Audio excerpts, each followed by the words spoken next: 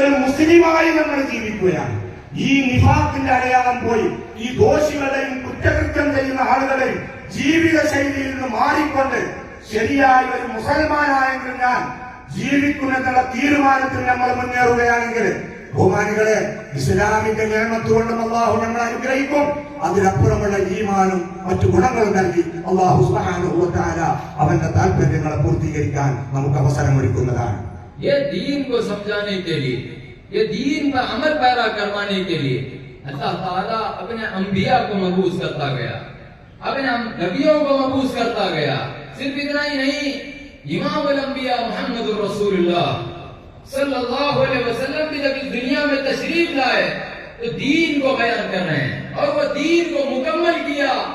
हम गुलामान मुहम्मदुर रसूलुल्लाह सल्लल्लाहु अलैहि वसल्लम वो दीन को समझाने के लिए अल्लाह अपने हबीब मुहम्मदुर रसूलुल्लाह के साथ अल्लाह कुरान को भी नाज़िल फरमाया। बुजुर्गों, जब सहाबा सोहबत इख्तियार किए, दीनदार